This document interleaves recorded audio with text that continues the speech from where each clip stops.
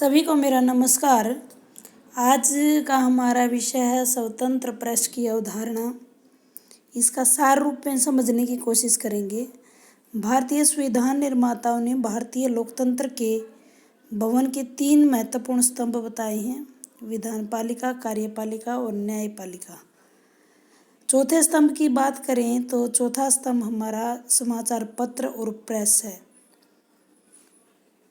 भारतीय संविधान में नागरिकों को दिए गए मौलिक अधिकारों में से एक बोलने का अधिकार और अपने विचारों की स्वतंत्र अभिव्यक्ति है। इस अधिकार के आधार पर भारत में प्रेस की स्वतंत्रता की बात कही जाती है, किंतु इस मौलिक अधिकार की अपनी सीमाएं भी हैं। प्रेस की स्वतंत्रता भी एक इसी प्रकार का नियम है। इसमें भी कुछ सीमाएं निश्चित होती हैं। स्वतंत्रता प्राप्ति से पूर्व भारतवर्ष में कानून और नियम सर्वप्रथम प्रेस से संबंधित 1797 में लागू हुआ था। अंग्रेजी सत्ता के विरुद्ध बेलगाम टिप्पणी करने के विरुद्ध प्रेस को नियंत्रित करने का अधिनियम सन 1797 में पारित किया गया था। इसके पश्चात बहुत सारे समाचार पत्रों पर अंकुश लगा दिया गया। सन 1799 में नियम बना।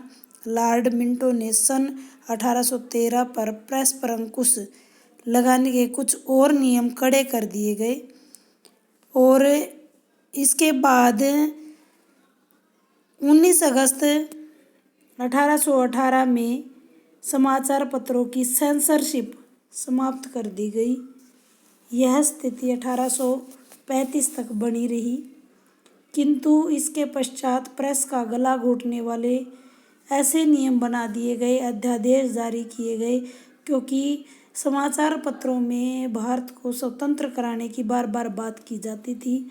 1878 में वर्नाकुलर प्रेस एक्ट पास हुआ, जिसके पश्चात प्रेस के प्रतिबंध लगाने के समय पर प्रयास किए गए।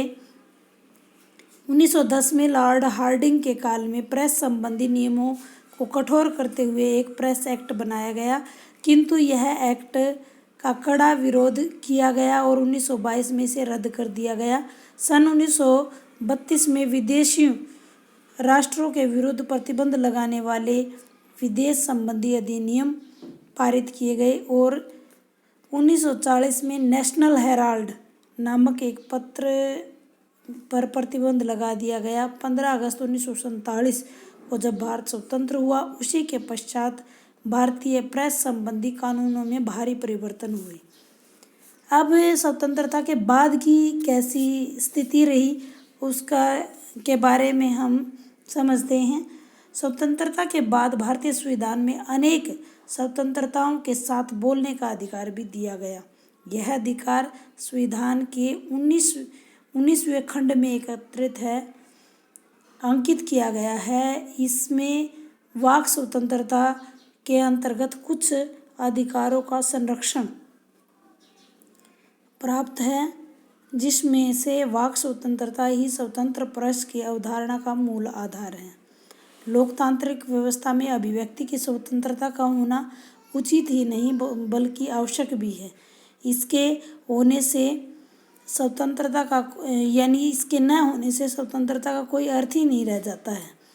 प्रेस की स्वतंत्रता नागरिकों की वाक स्वतंत्रता से जुड़ी हुई है। आधुनिक युग में समाचार पत्र व अभिव्यक्ति के अन्य साधन जैसे सोशल मीडिया वैचारिक आदान प्रदान के सशक्त माध्यम बन चुके हैं।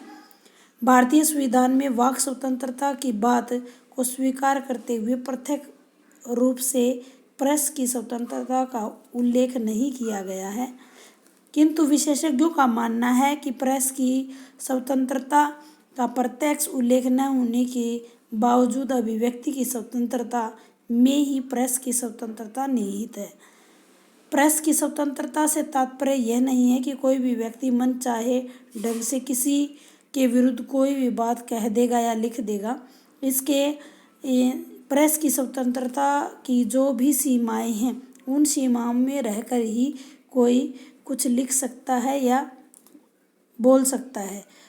संविधान के अनुच्छेद 19 के खंड 1 में स्पष्ट लिखा गया है कि कोई बात, अपमान, लेख, अपमान, वचन, मानहानि, न्यायालय अवमानना में शिष्टाचार तथा सदाचार पर आघात करने वाले, राज्य की सुरक्षा को कमजोर करने वाले, राज्य को उल्टने की प्रवृत्ति वाले किसी भी विषय से जहाँ तक कि कोई वर्तमान विधि संबंध रखती है वहाँ तक उसके प्रवर्तन का प्रभाव संबंध रखने वाली विधि को मानने के लिए राज्य के लिए रुकावट नहीं डालेगी।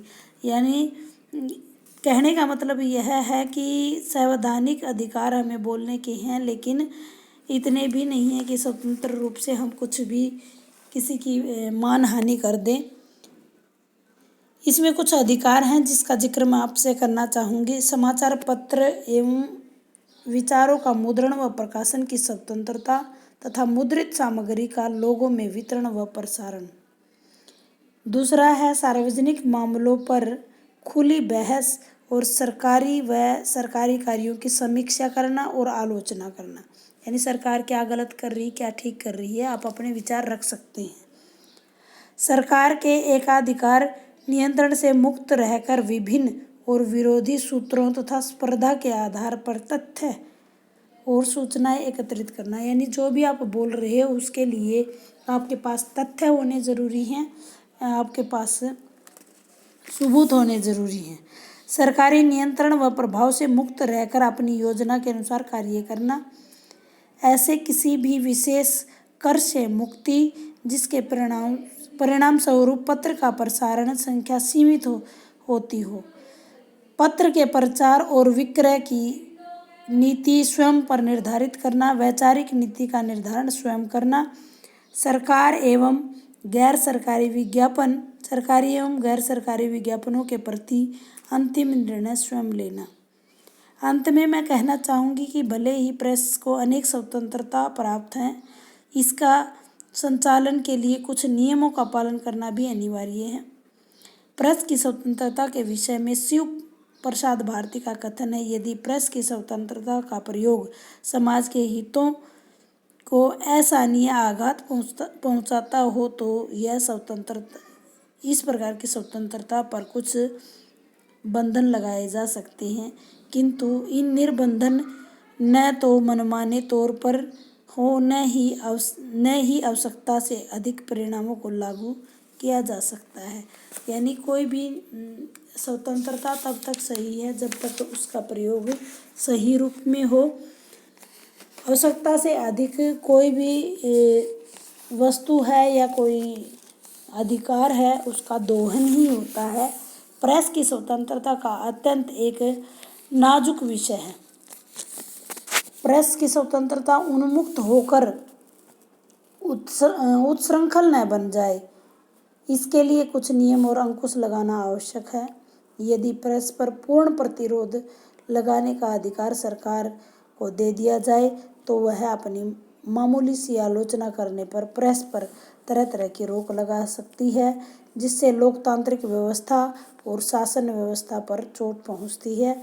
इसके विपरीत प्रेस पर किसी प्रकार का बंधन ना हो तो प्रेस भी अपनी मर्यादा का उल्लंघन कर सकती है, जिससे समाज और व्यक्ति का अहित होगा। इसलिए दोनों ही स्थितियों में मध्य संतुलन बनाए रखना नितांत आवश्यक है।